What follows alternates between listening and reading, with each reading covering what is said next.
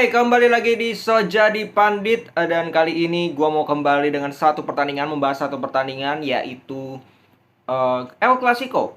Ya, antara Real Madrid berhadapan dengan Barcelona di semifinal Copa del Rey leg pertama, main di kandang Madrid dulu, Estadio Santiago Bernabeu. Dan sebelum di pertandingan ini, Barcelona itu tanpa tiga pemain pilar mereka, yaitu Dembele, Pedri, dan juga Lewandowski karena cedera. Ya, jadi harusnya Madrid bisa memanfaatkan momentum tersebut, ditambah Barcelona kemarin dua pertandingan terakhir mereka kalah. Harusnya Real Madrid dengan skuad yang utuh, ya nggak ada pemain yang cedera, mungkin Alaba dan Mendy doang itu juga bisa digantikan. Itu harusnya bisa meraih kemenangan di pertandingan kali ini, karena di pertandingan kedua nanti, di leg kedua nanti itu mainnya di kandang Barcelona satu. Yang kedua adalah Lewandowski, Pedri, dan Dembele kemungkinan juga sudah bisa balik. Nah, ini yang menjadi masalah. Ya, justru Madrid bisa kalah di kandang sendiri oleh Barcelona. Nah, kalau kita lihat dari starting 11 dari kedua tim, Madrid main dengan 4-3-3 atau 4-2-3-1, Courtois, Militao, Rudiger di tengah, Nacho Fernandes di kiri, Carvajal di kanan. Di tengah itu ada Kroos dan Camavinga sebagai dua pivot. Di depan Modric sebagai nomor 10, Vinicius di kiri, Valverde di kanan, dan Benzema di tengah di striker. Barcelona turun dengan 4-3-3, Ter Stegen, Balde di kiri, Alonso di tengah dengan Koundé, Araujo di kanan, di pemain tengahnya itu De Jong, Busquets, dan Kessie. Di depan itu Rafinha, Ferran Torres, dan juga Gavi. Gavi main di kanan, main di kiri. Nah, yang gua kaget, yang gua lihat dari starting 11 ini adalah Ancelotti ini kan sudah pakai starting 11 ini ketika mereka kalah 3-1 di Super Copa. Cuman bedanya Mendy diganti Nacho doang. Udah that's it, sisanya sama. Dan mereka kalah 3-1. Artinya apa? Artinya dia sudah tahu bahwa dengan starting 11 yang dia turunkan tadi malam, mereka tidak bisa menang lawan Barcelona. Dan pada saat itu mereka layak kalah. Kenapa lu tetap coba dengan starting 11 yang sama? Tidak memainkan misalkan Rodrigo sejak awal, atau Marco Asensio sejak awal, atau Ceballos sejak awal. Kenapa lu tidak coba lakukan itu? Ya, Camavinga mainnya oke di tengah, bagus. Walaupun dia bikin blunder yang jadi gol itu, tapi selebihnya dia play really well. Tapi ketika dia main di bek kiri, itu jauh lebih atraktif permainannya. Kenapa lu nggak coba Camavinga di kiri, di tengah, Valverde lu tarik ke tengah, wingnya lu mainin Rodrigo. Kayak lawan Liverpool kok bisa, kok mereka bermain ofensif dan mereka bisa menang di kandang Liverpool. Kenapa mereka, si Ancelotti ini tidak coba untuk lakukan itu? Nah, ini gue nggak habis pikir. Nah, masuk ke pertandingannya, Madrid sejak awal mencoba untuk menekan Barcelona, jelas, karena mereka tahu mereka unggul secara kualitas pemain. Ya, dengan absennya pemain-pemain Barcelona yang tadi gue sudah jelaskan. Maka dari itu mereka coba kurung Barcelona. Ya, dapat awal-awal mereka kelihatan sangat berbahaya. Satu peluang awal dari Modric yang tendangannya masih melebar itu kan juga peluang one on one yang bisa gue katakan. Habis itu Benzema dapat gol walaupun dianulir karena offside. Itu dua peluang yang menurut gue bisa dikatakan cukup berbahaya. Nah, setelah itu menit 15-20-an ke atas Barcelona mulai mengimbangi. Tapi Barcelona juga nggak create banyak peluang. Mereka pegang bola pun sulit di pertandingan kali ini, jujur. Ya, ini bagusnya Madrid. Kalau gue bilang Madrid sudah bagus dalam hal pertama, kontrol lini tengah, menangin lini tengah. Mereka sudah bisa. Yang kedua, pressing. Mereka berapa kali lakukan pressing dan Barcelona cukup kerepotan. Ketika Madrid kehilangan bola, Madrid bisa dengan cepat recovery. Itu yang bagus. Nah, dinodai sayangnya oleh menit 26 lewat kesalahan passing dari Camavinga. Sebelum Camavinga melakukan blunder ini, dia mainnya luar biasa. Jadi nggak bisa lu salahin dia juga. Ya, dia masih sangat muda dan kejadian-kejadian seperti ini bisa saja terjadi di laga-laga besar seperti ini. Satu kesalahan dan lawannya adalah Barcelona, dengan memanfaatkan satu peluang, satu kesalahan mereka bisa cetak gol. Itulah kualitas dari Barcelona. Nah, setelah itu Madrid mulai coba untuk mengurung lagi, tapi mereka nggak dapat peluang berbahaya. Itu yang menjadi problem.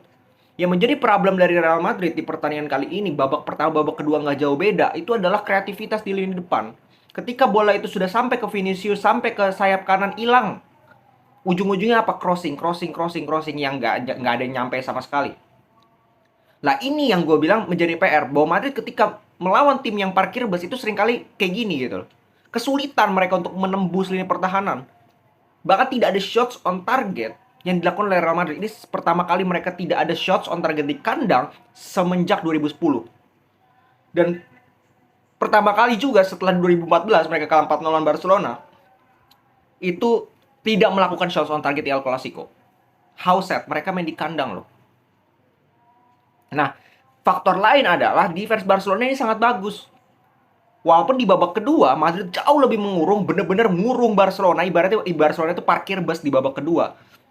Dapat satu counter yang hampir bisa jadi gol, 99 jadi gol, 99% jadi gol, tapi digagalkan oleh Ansu Fati. Udah that's it Barcelona. Satu peluang besar di babak pertama, satu peluang besar di babak kedua. Selebihnya mereka tidak bisa keluar dari tekanan Madrid. Ujung-ujungnya long ball yang bukan permainan Barcelona banget. Yang biasanya gue juga bingung. Ini pertama kali kalau nggak salah gue lihat Madrid tuh menang ball possession segini dominannya melawan Barcelona. Barcelona yang justru menjadi peran Madrid biasanya. Madrid yang justru jadi peran Barcelona. Dengan counter yang mematikan dan efektif. Ini yang gue melihat tadi malam itu dua warna yang berbeda dari kedua tim ini. Ya, Rodrigo masuk menit 67 nggak banyak berubah. Nggak banyak perubahan yang bisa dilakukan oleh Rodrigo. Justru dia berapa kali salah passing. Karena begitu rapatnya lini pertahanan Barcelona. Begitu bagusnya defense dari Barcelona yang membuat Madrid ini kebingungan di depan. Vinicius itu bapuknya minta ampun di pertandingan. Bener-bener bapuknya minta ampun, nggak diganti. Memang Vinicius ini, kalau lu perhatikan, ini anak Mas Ancelotti. Nggak pernah diganti sama sekali kalau main jelek. Ya, gue nggak tahu lah maunya apa gitu. Dan beruntung dia kena kartu kuning. Sehingga apa? Yang dia smackdown sama sama De Jong. Beruntung di leg kedua nanti dia nggak main. Gue pengen lihat Madrid tanpa Vinicius. Karena Vinicius ini terlalu individual. Dia terlalu melebar kalau gue bilang posisinya. Sehingga apa? Nggak ada ruang untuk fullback. Dan dia gampang banget dimatikan oleh Araujo yang berapa kali memang dipasang untuk mematikan dia man to man. Sudah terbaca gitu. Lu harus melakukan variasi pergerakan. Itu tidak dilakukan oleh Vinicius. Jadi ya dimatikan. Nggak kelihatan sama sekali, dikantongin lah ibaratnya dengan Araujo. Ya, jadi gue pengen lihat Madrid nanti tanpa Vinicius seperti apa. Rodrigo main di kiri, entah gimana pun, gue harap Madrid jauh lebih main kolektif sebagai tim. Dan lebih cepat gitu sirkulasi bola. Karena gue lihat lambat gitu. Sehingga Barcelona dengan mudah mampu mengorganize defense mereka. Ya, walaupun sebenarnya kalau kita boleh fair, apa yang dikatakan oleh Ancelotti benar, bahwa kita mainnya lebih bagus. Betul, gue bilang lebih bagus Madrid mainnya. Gue juga heran bisa menang ball possession, ini jarang terjadi. Jarang. Ya, walaupun Barcelona kita harus tahu ya, mereka tanpa pemain-pemain tengah, pemain-pemain andalan mereka, Pedri, Lewandowski, Dembele. Tapi Madrid menangin lini tengah. Lini tengahnya Barcelona tuh nggak jelek-jelek amat loh. Serius. De Jong, Busquets, Kessie, bahkan Gavi pun sering turun ke tengah. Gavi ini pemain yang tarkamnya minta ampun kelihatan di pertandingan kali ini. Dia itu babak pertama harusnya dapat kartu kuning karena sudah 3 kali foul. Bahkan foul ketiga itu dia sama-sama kayak Vinicius, dia cekek tangannya itu ke leher, nyikut atau gimana, nyekek kalau nggak salah, nggak dikasih kartu kuningnya. Wasit ini juga babak pertama bapuknya minta ampun. Beberapa kali melakukan keputusan-keputusan yang dikit-dikit foul yang ya aduh ampun deh, bikin ritmenya tuh nggak enak gitu. Ya, dan dari 13 shots yang dibuat Madrid, ya seperti yang tadi gue bilang, 0 on target. Sedangkan Barcelona dari 4 shots doang, itu 2 on target. Jadi kelihatan efektivitas Barcelona dari counter. Ya. Dan kalau dibilang layak menang, Madrid nggak layak menang. Kalau lu nggak bisa shots on target, how can kita bisa bilang lu layak menang? Karena yang gue berkali-kali bilang adalah efektivitas adalah kunci pertama kalau lu mau meraih kemenangan. Dan Madrid tidak dapatkan itu. Madrid main jauh lebih bagus daripada Barcelona, kita akui. Tapi main bagus, kuasai bola, ball possession itu nggak cukup. Itu yang berkali-kali gue lawan. Orang yang hanya mengandalkan ball possession. Orang bilang main bagus itu harus menguasai bola. Enggak kayak gitu pemain sepak bola. Lu kuasai bola, lu bisa buat apa? Sebanyak lu kuasai bola, misalkan lu kuasai bola sampai 60%. Dari 60% itu, berapa kali sih lu nyerang berbahaya? Berapa kali ada true pass atau create chances yang bisa lu buat? Berapa shots yang bisa lu buat dari 60% penguasaan bola itu? Berapa shots on target? Berapa peluang berbahaya? Kalau Madrid 13 shots banyak dari banding 4, nggak ada apa-apanya Barcelona. Tapi dari 13 on target 13 shots ini nggak ada on target sama sekali. 6 shots off target, 7-nya ke blok. Jadi Madrid itu nggak layak menang. Barcelona tidak layak menang, Madrid tidak layak menang. Kalau secara permainan ya, ini lebih baik imbang. Karena dua-duanya bapuk. Barcelona gue belum pernah lihat main sebapok ini, tapi mereka menang. Itu yang menjadi problem. Madrid main lebih bagus dibandingkan Barcelona di pertandingan kali ini, tapi nggak bagus-bagus amat juga. Mereka tidak efektif, mereka tidak clinical di depan. Dan ini menurut gue catatan juga untuk evaluasi juga untuk Benzema dan juga Vinicius. Daripada banyak bacot, Benzema itu banyak ngambek-ngambek lah atau nyindir-nyindir Messi di story. Mending dia perbaiki dulu performanya, karena nggak kelihatan sama sekali tadi malam. Lemes mainnya. Dia lemes, gue yang emosi. Yang nonton. Jadi lebih baik ini orang kalau nggak mau drop performanya, mending perbaiki aja performanya, jangan ikutin egonya. Vinicius pun demikian. Dia sekali diprovok langsung hilang permainannya. Ini nggak boleh. Lu harus punya mental. Lu semakin diinjek-injek, lu harus membuktikan bahwa lu bisa menginjek-injek mereka balik. Bukan dengan lu termakan provokasi sehingga lu ujung-ujungnya cuma main otot doang. Dan itu yang dilakukan Vinicius. Ya, jadi ya ini kekalahannya sangat memalukan kalau gue bilang, sangat amat memalukan. Main di kandang pertama tidak ada shot on target, yang kedua, yang ketiga Barcelona ini tanpa pemain-pemain pilar yang tadi gue sebut, Pedri, Lewandowski dan juga Dembele. Dan Barcelona bisa menang di kandang Madrid. Walaupun masih ada leg kedua ya, leg kedua anything can happen. Kalau Madrid bisa mempertahankan permainannya seperti ini, tinggal perbaiki finishing touch-nya, bisa jadi mereka menang. Bisa jadi. Tapi gue nggak yakin. Kalau lihat Benzema ini, kalau dia belum evaluasi dirinya sendiri, gue bilang ya susah juga. Oke, segitu dulu pembahasan kali ini. Jadi kalau gue bilang siapa pemain terjelek menurut gue di Real Madrid maupun Barcelona, Real Madrid itu jelas namanya Eder Militao. Ini pemain bener-bener, aduh, apa ya kalau gue bilang, ini pemain tarkam Liga 3 mungkin bisa Militao ini. Pertama, bunuh diri. Oke, bunuh diri kita nggak bisa salahin dia, betul, itu terjadi, bukan salah dia lah, ibaratnya dia berada di situ nggak sengaja.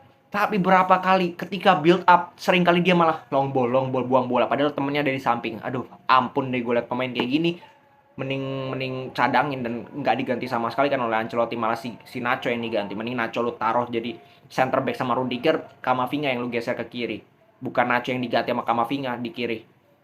Ancelotti juga gue nggak yakin makanya dengan pelatih kayak gini. Ya, kalau dari Barcelona, siapa pemain jelek? Paling jelek itu menurut gue yang namanya, sorry itu saya, tapi Xavi mainnya jelek banget.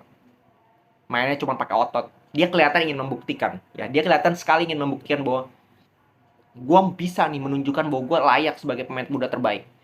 Xavi ini kalau lu perhatikan main tanpa Pedri itu kayak Fred tanpa Casemiro. Ayam tanpa kepala. Kepalanya itu si Pedri.